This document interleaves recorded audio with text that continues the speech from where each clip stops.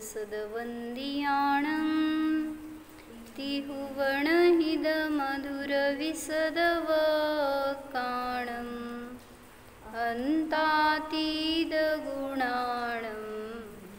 नमो जिनाणं जिदववाणं। कुंदकुंदाचार्य भगवान की जय। पंचास्तिका संग्रहामध्ये किती 99 नंबरची गाथा बघतोय आपण।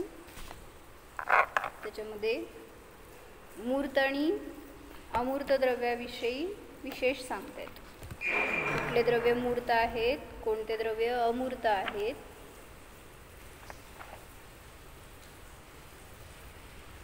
किती म्हणले मी 199 नंबरची गाथा आहे।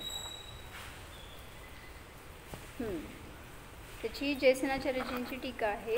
इथं आहे पुस्तक, काकी पुस्तक घेतलंय, फक्त पीठिका घ्या तुम्हाला। जे खलु इंदिय गेज्झा विसया जीवे हिंहोंती ते मुत्ता से संहवदियमुत्तम चित्तम उभयम समाधियदी। काय सांगायला लागलेत? हां, 105 नंबर आहे का बघा, त्यात 106 नंबरची गाथा असते ती। जर जयसेनाचार्यांची असेल ना नुसती टीका, 106 नंबरची गाथा आहे। तुमच्यातलं पान 142 आहे। अथ पुनः अपि प्रकारांतरेण मूर्त अमूर्त स्वरूपम कथयती। अजून एकदा, म्हणजे आता मागच्या गाथेमध्ये सांगून आले होते मूर्त द्रव्य कोणते, अमूर्त द्रव्य कोणते। एक पुद्गल द्रव्य सोडून अन्य सर्व द्रव्य अमूर्तिक आहेत आणि एक जीवद्रव्य सोडून बाकी सर्व द्रव्य अचेतन आहेत। मग त्याच्याच विषयी अजून वेगळ्या प्रकाराने कथन करतात। जे खरोखर इंद्रिय गेज्झा म्हणजे इंद्रियांच्या द्वारे ग्राह्य, जीवाच्या इंद्रियांच्या द्वारे जे ग्राह्य असतात ते विषय, कुठलेही विषय असू दे, ते विषय मूर्तिक आहेत। काय कळलं? इंद्रियांच्या द्वारे जे पण ग्राह्य विषय आहेत ते सर्व विषय मूर्तिक आहेत। कुठले कुठले? हां, कुठले कुठले? स्पर्शनेंद्रियाचा स्पर्श, रसनेंद्रियाचे किती रस? 5 रस, घ्राणेंद्रियाचे विषय 2 गंध, चक्षुइंद्रियाचे किती वर्ण? 5 वर्ण, आणि शब्द कर्णेंद्रियाचा विषय ते किती 7 प्रकारचे शब्द म्हणतो ना आपण, सारे गम पद निसा। तर असे एकूण 5 इंद्रियांचे विषय जे आहेत ते सगळे मूर्तिक आहेत।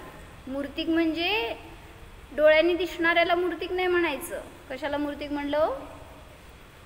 स्पर्श रस गंध वर्णाने जे सहित असतात, सहित असा स्वभाव ज्यांचा आहे त्यांना मूर्तिक म्हणतात।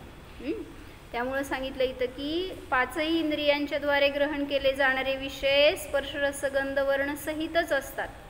शब्दामध्ये स्पर्श आहे का हो? रस आहे का? गंध आहे का? वर्ण आहे का? काय हो? शब्दामध्ये स्पर्श रस गंध वर्ण आहेत का? जाणायचं काय संबंध? मूर्तिक सिद्धी करायची आहे ना आपल्याला। कसं आहे? कसं काय आहे? कुठला स्पर्श आहे? मऊ, कठीण, थंड, गरम? कुठला रस आहे? गोड, कडू, आंबट? कडू शब्द, गोड शब्द, कसले शब्द असते? तो शब्द हे पुद्गलाचेच पर्याय तर आहेत, असणारच ना। हां, मग काय सांगायचंय? नीट नीट हेतू द्या। आपण परवा सिद्धी केली ना, शब्दामध्ये स्पर्श सगंध वर्ण आहे का? कसं सांगायचं? शब्द ही गुणपर्याय नाही आहे तर द्रव्य पर्याय आहे। त्यामुळं म्हणून सांगितलं की त्याच्यामध्ये स्कंद आहे तो एक। परमाणूंच्या अपेक्षेने आपण स्पर्श सगंध वर्ण आणि त्यांचे गुणधर्म सांगतो, पर्याय सांगतो।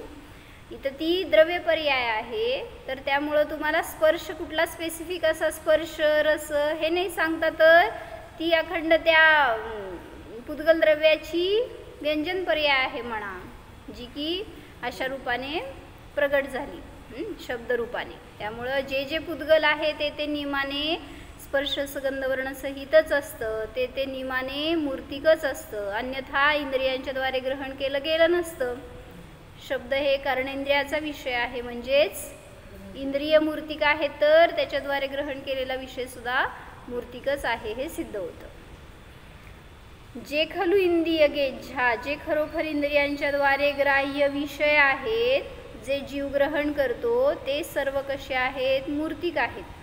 शेषम हवदी अमूर्तम, शेष सर्व द्रव्य सर्व विषय अमूर्तिक आहेत. सर्व द्रव्य कोणते? जे पुद्गल द्रव्य सोडून शेष द्रव्य, जीव, धर्म, अधर्म, आकाश आणि काल, हे 5 द्रव्य कसे आहे? तो अमूर्तिक आहे, कारण त्यांच्या ठिकाणी स्पर्श नाही, रस नाही, गंध नाही, वर्ण नाही. चित्तम उभयम समाधीयदी, बैठो. तर इंद्रिय आहे ते इंद्रियांच्याच विषयांना ग्रहण करतात, पण चित्त कसं आहे तर सांगताय चित्त उभयाला ग्रहण करतं. म्हणजे उभय म्हणजे मूर्तिकला सुद्धा आणि अमूर्तिकाला सुद्धा ग्रहण करतं. चित्तम उभयम समाधीयदी म्हणजे चित्त दोन्ही विषयांना ग्रहण करू शकतं, त्याच्याविषयी सांगतायत. जयसेनाचार्यांची टीका आहे. मिळालं ना तुम्हाला? 106 नंबरची. ये खलु इंद्रियैः करणभूतैः ग्राह्याः विषयाः कर्मतापन्नाः, जे खरोखर इंद्रिय हे साधन त्याच्याद्वारे ग्राह्य विषय आहेत. कैही कशाच्याद्वारे? कर्तृभूतैः, कोण करता आहे त्याला ग्रहण करणारा. विषय सुखानंदरतैः निराग निर्विकल्प निजानंद एकलक्षण सुखामृत रसास्वादच्युतैः बहिर्मुख जीवैः. एवढं सांगायचं होतं त्यांना, त्यासाठी इतकं मोठं विशेषण करून सांगितलं का? अंगप्रविष्ट भाषा पहिला सांगितली आणि मग नंतर अंगबाह्य भाषा सांगितली. म्हणजे विषयाला कोण ग्रहण करतं? जे बहिर्मुख जीव आहेत ते ग्रहण करतात. म्हणजे ज्याची दृष्टी अंतरंगात नाही आहे तोच तर इंद्रियांच्या विषयाला ग्रहण करणार. हे चांगलं आहे, ते वाईट आहे, हे पाहिजे, हे गोड, हे तिखट, हे सगळं कोण ग्रहण करणार आहे? ज्याची दृष्टी स्वतःला जाणत नाही आहे असा तो बहिर्मुख जीव. म्हणून त्याचं विशेषण घेतलं विषय सुख आनंदरत. कसा आहे तो बहिर्मुख जीव? विषय सुखाचा आनंद घेण्यामध्ये रत आहे. निराग निर्विकल्प निज आनंद एक लक्षण सुखामृत रसा स्वादाने च्युत आहे. हे सगळं एकीकडे लावलं. म्हणजे स्वभाव तर कसा आहे जीवाचा? निराग आहे, कुठल्याही रागद्वेष आदी विकल्पाने रहित आहे. रागरहित,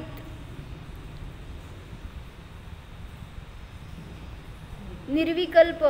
निर्विकल्प म्हणजे विकल्प नाही आहेत, म्हणजे भेद नाही आहे. हा पाहिजे विषय, तो नकोय, हे चांगला, तो वाईट, असे कुठलेही विकल्प ज्या ज्ञानामध्ये नाही आहेत असा तो स्वभाव. निराग आहे, निर्विकल्प आहे, निज आनंद हेच ज्याचं लक्षण आहे. अशा सुखामृताच्या रसास्वादापासून च्युत असणारा, म्हणजे जो अशा आपल्या ज्ञान अमृताचा स्वाद न घेणारा जीव आहे तो बहिर्मुख जीव. त्याच्याद्वारे जे इंद्रिय विषय ग्रहण केले जातात हे सांगायचं आहे. म्हणजे तो मिथ्यादृष्टी आहे. मिथ्यादृष्टीचं असं म्हणू नका, तर काय विकल्पात आहे, विषयांमध्ये आहे, त्यातून आनंद मानतोय, भोगतोय असा जीव. सम्यक दृष्टी आहे का मिथ्यादृष्टी आहे? सम्यक दृष्टी आहे का मिथ्यादृष्टी आहे? हां, कसं सांगायचं मग? जर त्यामध्ये आसक्त असेल इंद्रिय विषयांच्या भोगामध्ये तर बहिरात्मा आहे, तर मिथ्यादृष्टी आहे. पण सम्यक दृष्टी जीव बाहेरचे भोग घेत नाही का? उपभोगमिंदियेहिं दव्वाणव छेदनाणमिदराणम सांगितलं ना समयसारमध्ये. 193 नंबरची गाथा सांगितली की हा जीव जरी उपभोगमिंदियेहिं इंद्रियांच्याद्वारे उपभोग घेतो. कोणाचा? दव्वाणम चेदनाणमिदराणम, चेतन आणि अचेतन सर्व द्रव्यांचा भोग घेतो, उपभोग घेतो. तरी सुद्धा काय करतो?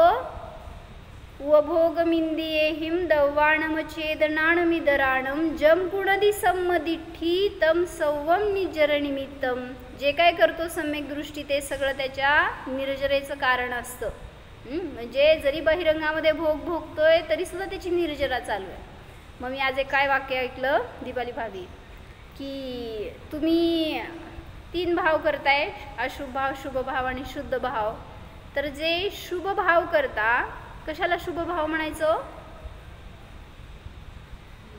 मी कोणावर क्रोध करणार नाही, किंवा मी आता चांगलंच वागणार, मी चांगलं न्यायाने धंदा करणार. शुभ भाव आहेत का, अशुभ भाव आहेत का, शुद्ध भाव आहेत? शुभ भाव आहे. रॉंग. अप्रशस्त. जे काही संसाराशी रिलेटेड आहेत ना, सगळे भाव अशुभ भावच आहेत. म्हणून त्यांनी तिथं क्लासिफिकेशन केलं की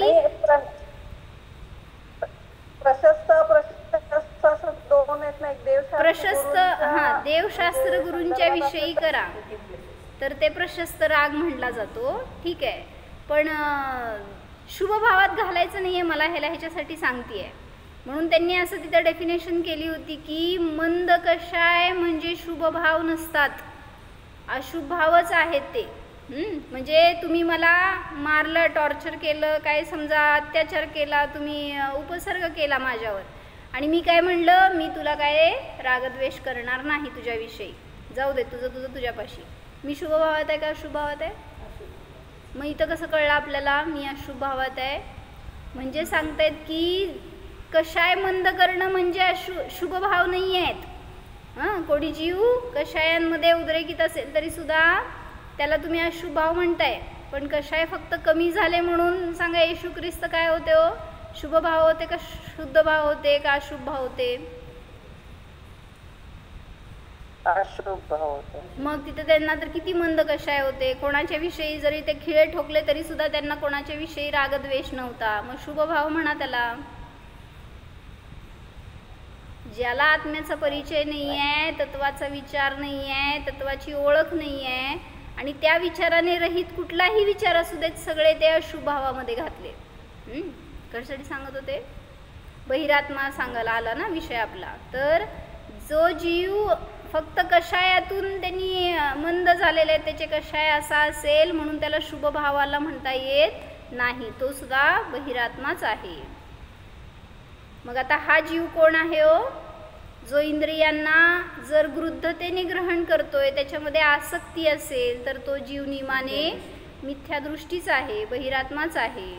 आणि जो त्या सगळ्यापासून भिन्न स्वतःला जीव म्हणून जाणतो, हां मला हे सांगायचं होतं, मी आत्मा आहे हे विषय, हे विचार काय आहे तो?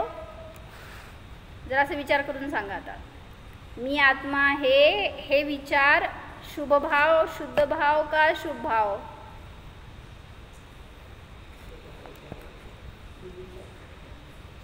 म्हणा की का घाबरायला मग?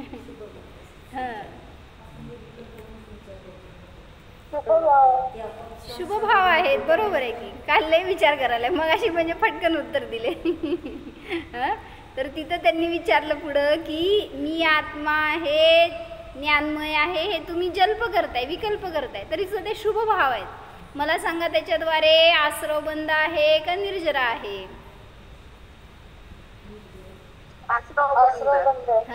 हे सांगायचं आहे. शुभ भाव आश्रवबंधालाच कारण आहेत, म्हणून तुम्हाला पुढे ढकलतायत आचार्य की शुभापर्यंत थांबू नका, काय उपयोग नाहीये, शुभ भाव तुम्हाला मुक्तीला देणारे नाही आहेत. शुभ भावातून पुढे जाऊन जेव्हा आत्मानुभव करणार तिथं तुम्हाला संवर निर्जरा होणार. म्हणून म्हटलं की फक्त तुम्ही त्या विचारांमध्ये अडकून पडलाय, चिंतनामध्ये, जल्पामध्येच अडकताय, तर ते ध्यान नाही आहे, त्यातून पुढं सरकावं लागेल. तत्वचिंतन करा. कधी करा? जेव्हा शुभामध्ये रमतोय जीव, किंवा कशाही परिणाम झालेत, किंवा उपयोग लागत नाही आहे ध्यानामध्ये, अशा वेळी सांगितलं स्वाध्याय ध्यान चिंतनाचं अवलंबन घेणार. पण तुम्ही काय करताय हो?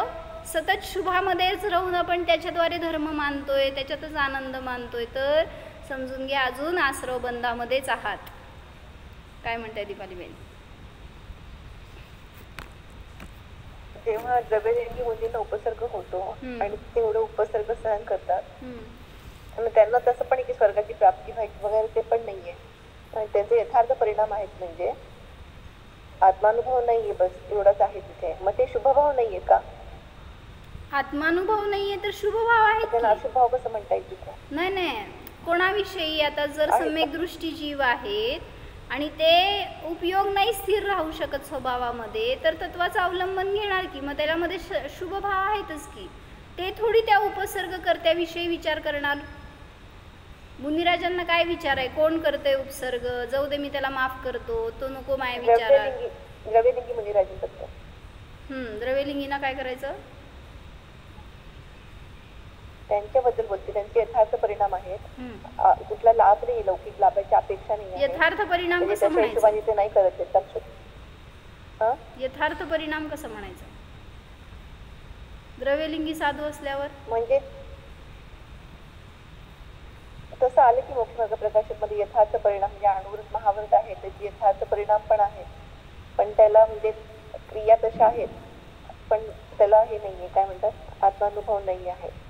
त्याच्या हिशोबाने त्याने घेतलं होतं धर्मधारक व्यवहार दृष्टी. तर ते स्थूल कथन करत असताना असं सांगणार, पण समयसारमध्ये काय सांगितलं त्यांनी, शुद्धोपयोगपूर्वकच ज्याचे शुभ परिणाम होतात त्याला शुभ नाव येतं, अन्यथा बाकी सगळ्याला अशुभाच्याच कॅटेगरीमध्ये घातलं जातं.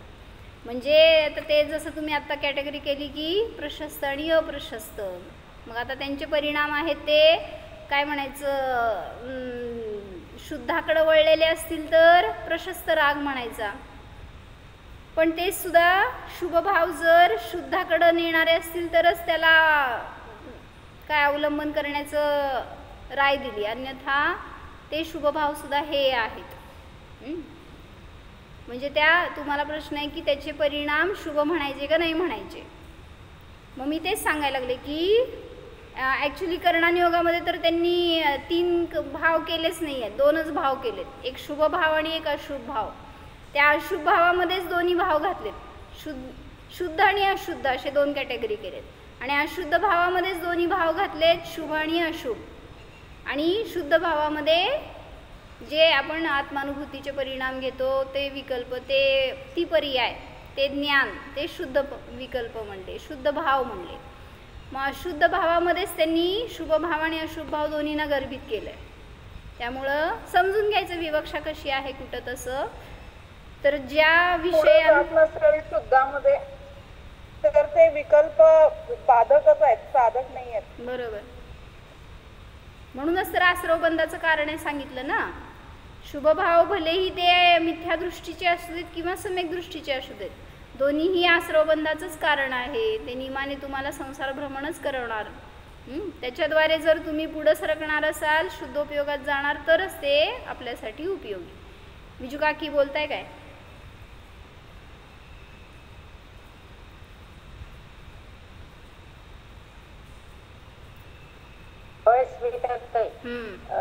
समयसार मध्ये निश्चयानेच कथन केलेलं आहे की नाही?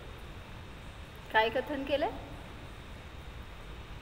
म्हणजे निश्चयाने म्हणले फक्त आत्म्याशिवाय बाकी सगळं मिथ्यात्वच असंच मानले. नाही नाही, असं नाही, सगळं समीचीन वर्णन आहे. समयसार मध्ये एकांत नाही आहे, अनेकांत आहे. निश्चय पण दाखवला, व्यवहार पण दाखवला, सगळीकडे त्यांनी वर्णन करून सांगितलं. जो व्यवहार रहित निश्चय करतोय तो पण मिथ्यादृष्टी आहे, जो निश्चय रहित व्यवहार करतोय तो पण मार्गभ्रष्टच आहे. म्हणून दोन्हीचा सुमेळ दाखवला त्याच्यामध्ये, कसं व्यवहार करायला पाहिजे आणि कसं निश्चयाचं अवलंबन घ्यायला पाहिजे. बरं ठीक आहे. तर मला सांगायचं होतं की जो बहिरात्मा जीव आहे तो नुसता आत्म्याचे जर जल्प करत असेल तर त्याला मोक्ष मिळणार का? तो शुद्धोपयोगापर्यंत पोचणार का? म्हणून सांगायचं की जर पुरुषार्थ करून स्वतःला जाणेल तरच तो अंतर्मुख झाला, अंतरात्मा झाला असं म्हणलं जाईल. अन्यथा विषयांमध्ये आसक्त असणारा तो जीव बहिरात्मा आहे, मिथ्यादृष्टी आहे, बहिर्मुख आहे. तर इथं ते सांगतात की विषय सुख आनंद मेरत निराग निर्विकल्प निजानंद एक लक्षण सुखामृत रसा स्वाद से च्युत बहिर्मुख जीवों के द्वारा ग्रहण किए जाते हैं. काय? इंद्रियाच्या साधनांच्या द्वारे ग्रहण केलेले ते विषय कोणाच्या द्वारे ग्रहण केले जातात? बहिर्मुख जीवाच्या द्वारे.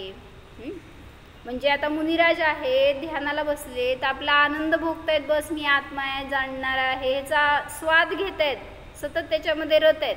आणि तुम्ही त्यांना आणून बाहेर विषय भोग ठेवलेत. काय? रत्न चढवले, चक्रवर्तीनी आणून सगळे एवढे मोठे धन चढवलं, वैभव दिलं, 6 खंड द्यायला बसला तो. मुनिराज काय करणार हो? मिळालंय पुण्याने त्यांना, त्यांनी मागितलंय थोडी, मग त्यांना किती आनंद होणार त्याच्यामध्ये. मला एवढं सगळं मिळालंय, मी नाही घेतलं तरी सुद्धा मला मिळालंय, किती आनंद होणार. म्हणून सांगायचं आहे ज्याची दृष्टी बहिर्मुख आहे ना त्यालाच त्या विषयांमध्ये आनंद येतो. पण मुनिराज तर अंतर्मुख होते, स्वतःचा आनंद स्वाधीनतेने भोगत होते, बाहेरच्या विषयांची त्यांना आवश्यकता नव्हती. तर हे विषय कसे आहेत? मूर्तिक आहेत हे सांगितलं. अर्धावतारण असी प्रहारण मे सदा समताधन. बरोबर. त्याच्या आधीची लाईन म्हणा की.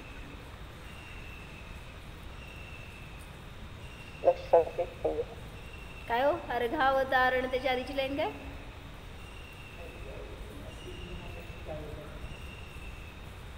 स्तुती निंदा कांच कनक में समता धारे, काय तर असं आहे ना छडाला मध्ये. म्हणा योगिता ताई.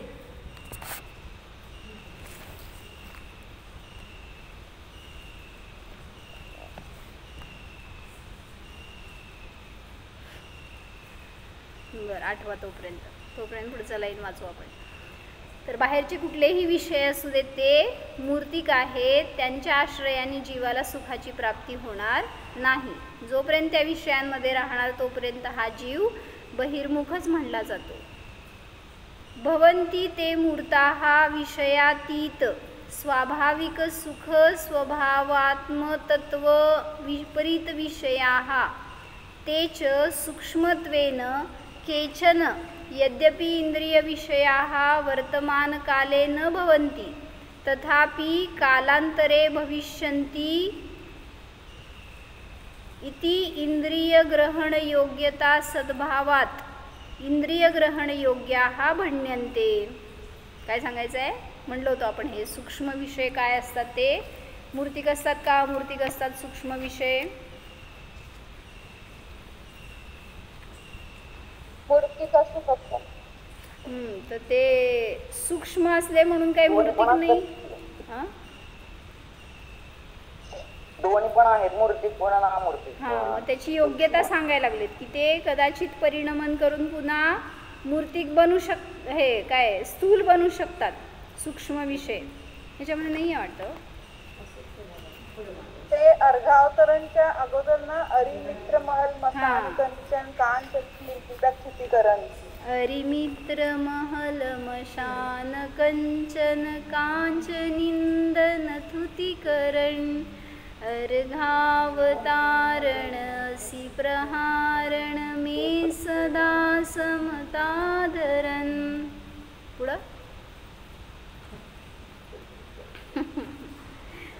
तपे द्वादश धरे दश रत्नत्रय सेवे सदा. बर, म्हणजे काहीतरी पाठांतरात ठेवायला पाहिजे. म्हणजे असं एक वाटलं काल परवा की 2 संलेखना झाल्या आता, तर त्यांना जेव्हा आपण सांगायला जातो त्यांना त्यांची ती कंडिशन बघितल्यावर असं समजलं असेल तुम्हाला की जेवढं आपल्या ज्ञानात आहे ना तेवढंच त्यावेळेस उपयोगाला येतं. आणि मग त्या ज्ञानाची धारणा आत्ता नाही करणार तर त्यावेळेस कोणी सांगायला लागलं तरी पण आपला उपयोग राहत नाही.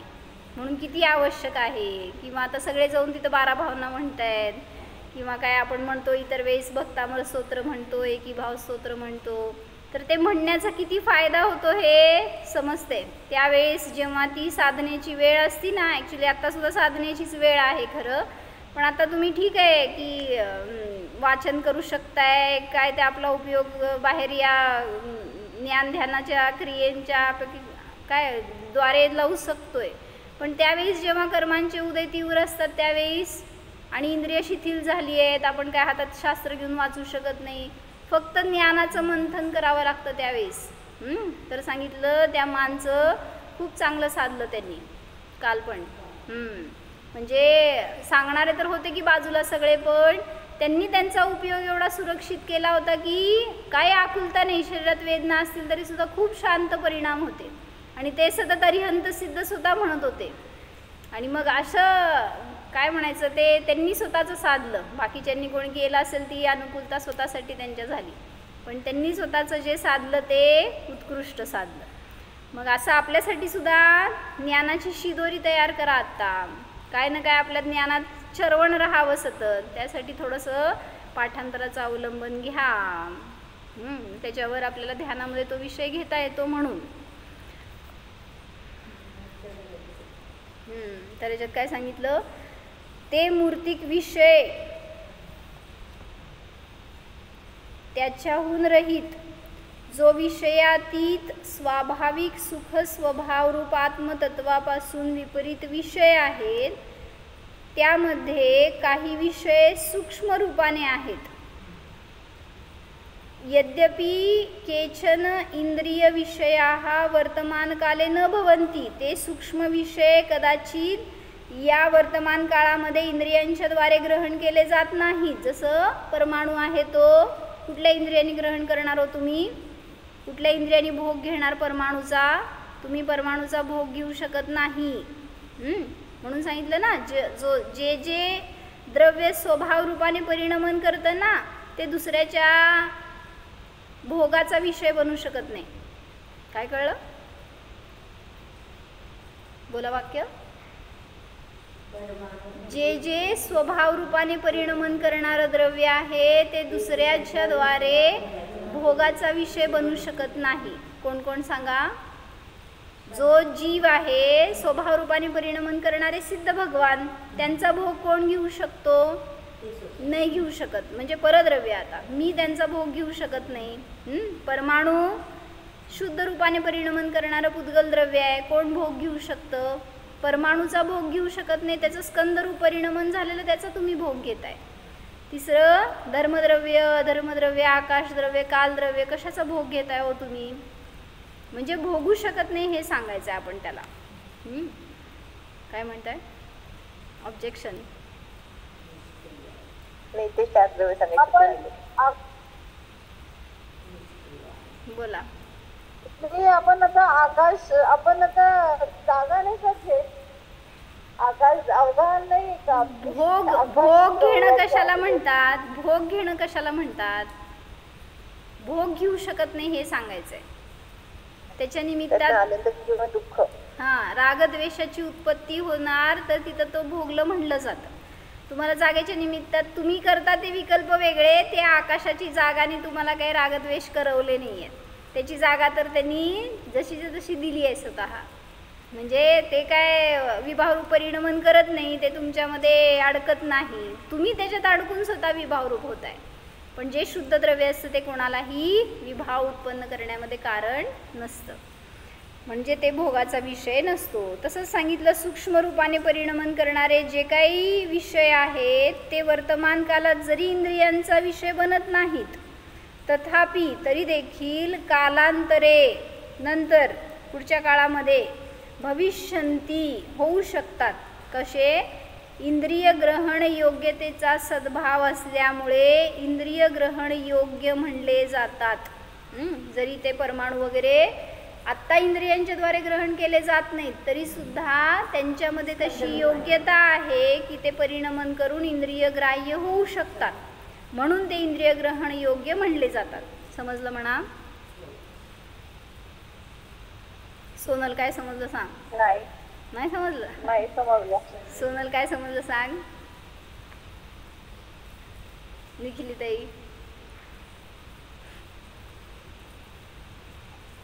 प्लीज रिपीट दीदी. बोला.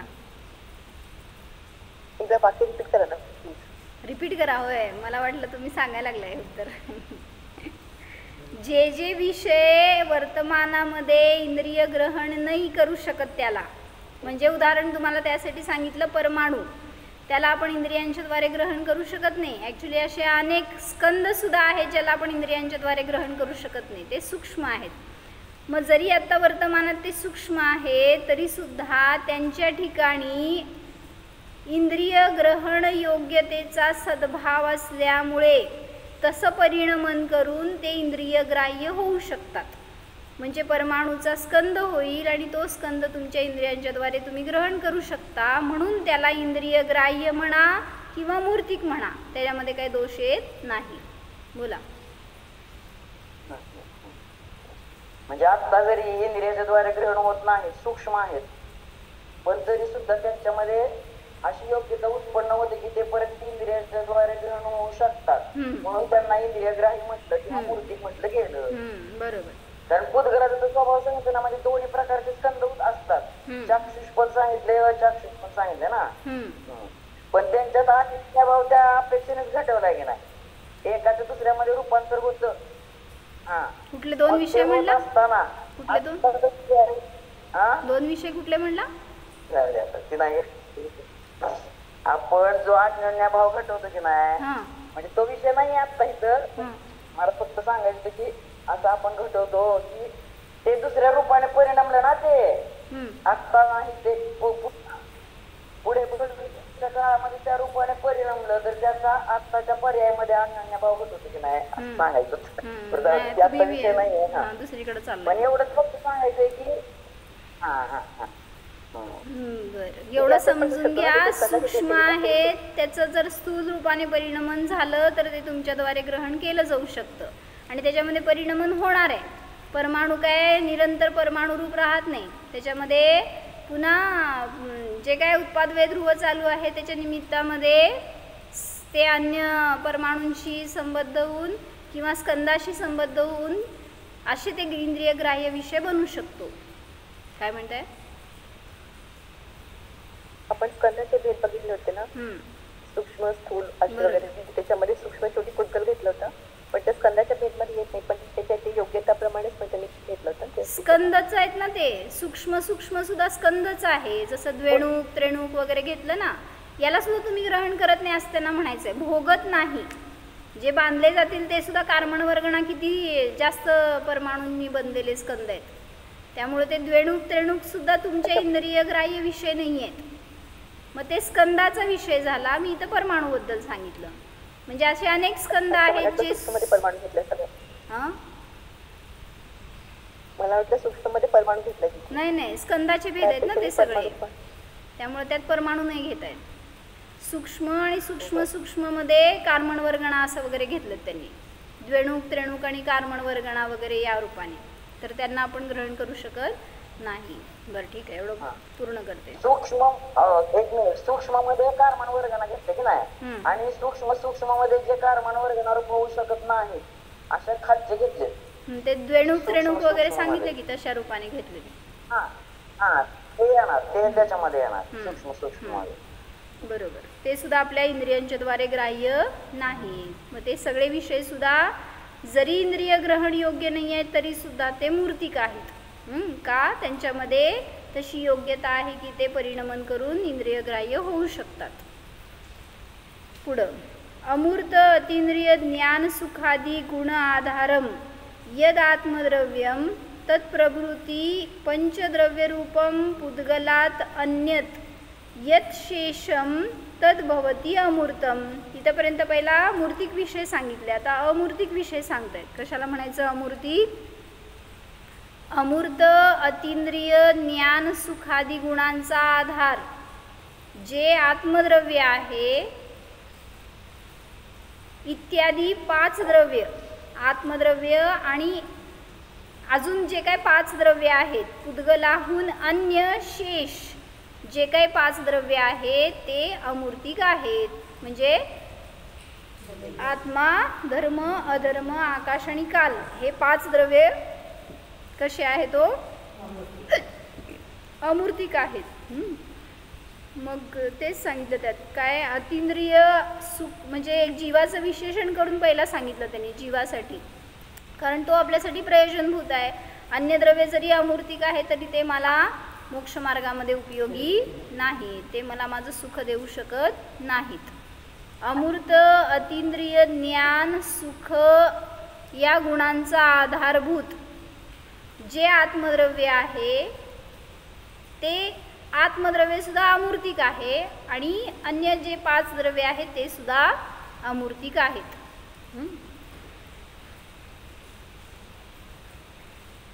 कसा आहे हो विषय आत्म्याचा विजू काकी? अतींद्रिय, ज्ञान, सुख आदी गुणांचा आधारभूत अतींद्रिय विषय आहे. अतींद्रिय ज्ञान सुखवाला आहे. समजलं का तुम्हाला मी काय म्हणाले?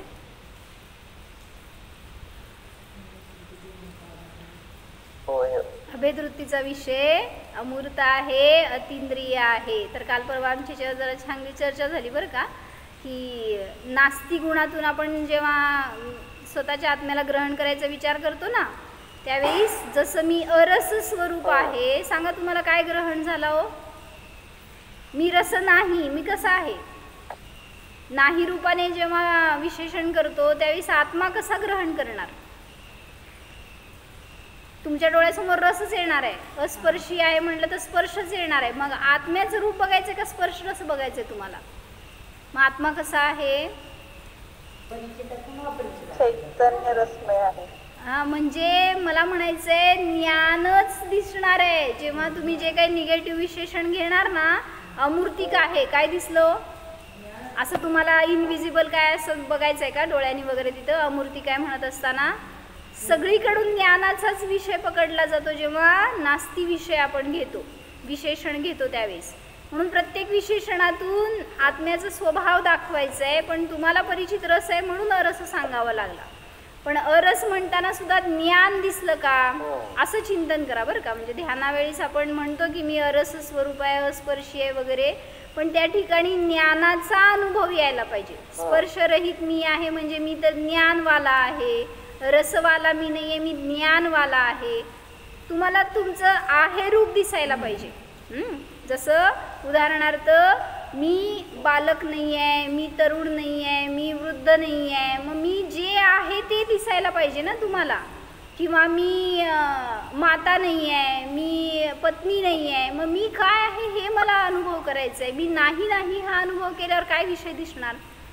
म्हणून सगळ्यातून आहेचा विषय म्हणजे ज्ञान आहे. त्यामुळं ज्ञानाला धरलं तर सगळे विशेषण समजणार. काय म्हणताय? तुम्ही पॉझिटिव्ह सांगितलं होतं चिंतन करायला, ते काढून आणा म्हणून सांगितलं होतं. काढलं का मग?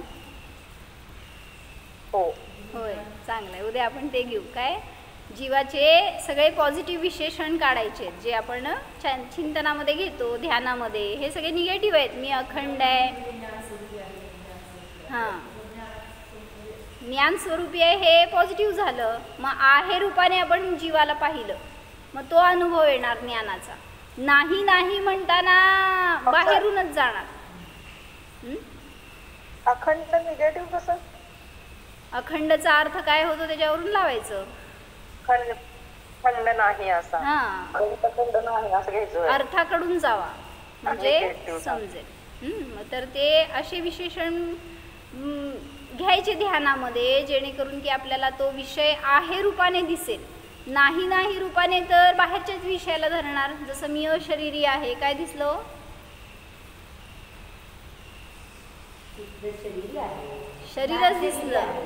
शरीरच दिसलं पहिल्यांदा की मी हे शरीर नाही. मग जे बाहेरच्या विषयाकडून आपल्याला आत जायचं नाहीये, तर आत काय आहे तो विषय धरायचा आहे म्हणल्यावर अस्थिरूपाने विशेषण करून ध्यानामध्ये घ्या. मग असं आम्ही अभ्यास लावलाय बरं का रंजू काकी. आज लिहून काढायचं, एक पान भरून अस्थि विशेषण लिहायची धनश्री काकी. चालतंय ना? दिवसभरात कधी पण लिहा, उद्या सांगा मला.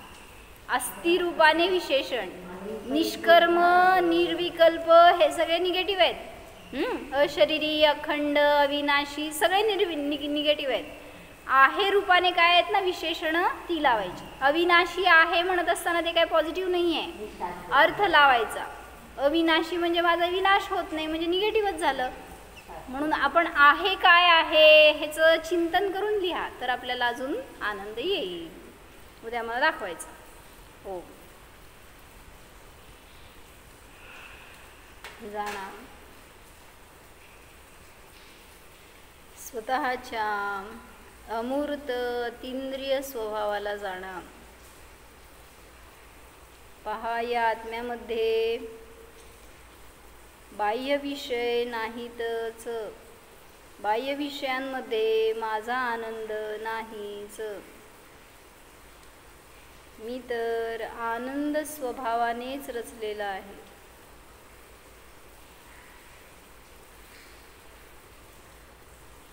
ज्ञान आनंद स्वरूपोऽहम्, चैतन्य स्वरूपोऽहम्. ओम.